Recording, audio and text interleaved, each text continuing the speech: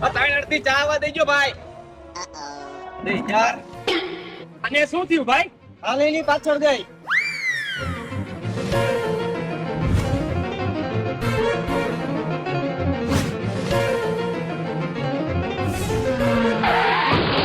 ભાઈ ઉભો તો રે, શું થયું તો કેતો જા. ભાઈ મને એવું લાગે એને લપ થઈ ગઈ હોય ને એવું. હાલ જલ્દી.